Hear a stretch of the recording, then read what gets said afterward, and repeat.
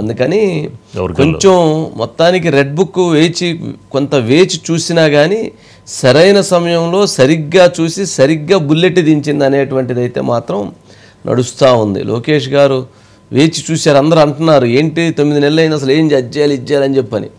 వేచి చూసినా కానీ సమయము సందర్భము చట్ట ప్రకారము ఉండాలి ఏది అన్నా సరే. అతను తప్పు చేస్తారేమో వేచి చూశారు, ఆయనంతటా ఆయనగా వచ్చి బోన్లో ఇరుక్కున్నాడు. బోన్లో ఇరుక్కున్న తర్వాత ఇంక ఇబ్బంది ఏముంది కదా, అది ఆలోచించాలి.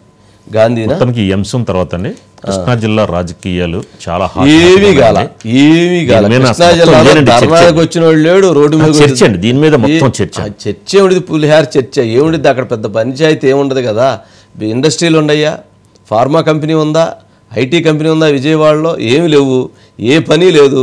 చక్కగా కాసేపు అందరు సరదాగా కూర్చోవటం, చక్కగా సరదాగా ఈ అంశాల గురించి గ్రామ రాజకీయాలు, జిల్లా రాజకీయాలు, రాష్ట్ర రాజకీయాలు, దేశ రాజకీయాలు, ప్రపంచ రాజకీయాలు, సముద్రంలో అసలు ఏం జరుగుతుందనేటువంటి దాని మీద కూడా అన్వేషణ చేసి చర్చించేటువంటి సమయం, పరిస్థితి, అంత నాలెడ్జి, అంత మేధస్సు ఉన్నటువంటి వ్యక్తులు కాబట్టి ఇక అక్కడ కూర్చొని అసలు ఈ కేసుని గురించి తవ్వి దాన్ని మొత్తానికి వీళ్ళే శోధించి పరిశోధించి దీన్ని మొత్తానికి ఒక కంక్లూజన్ తీసుకొస్తారు. అందుకనే మీరు అన్నట్టుగా విజయవాడలో ఇదిలో యాక్టివిటీస్ లేవు కదా. ఎక్కడంటే ఐటీ వాళ్ళు ఐటీ ఉద్యోగానికి పోవాలి, ఫార్మా వాళ్ళు ఫార్మా కంపెనీకి వెళ్ళాలి, లేకపోతే ఇంకో దానికి వెళ్ళాలి. అక్కడ ప్రస్తుతం అక్కడ డెవలప్మెంట్ ఆ సెటప్ ఆఫ్ ఇది కాలేదు కదా, అందుకని ఖాళీ ఉంది కొంత సమయం.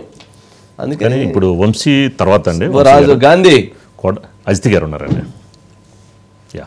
అజిత్ గారు, వంశీ గారు గుడ్ ఈవినింగ్. గుడ్ ఈవినింగ్ అండి. మొత్తానికి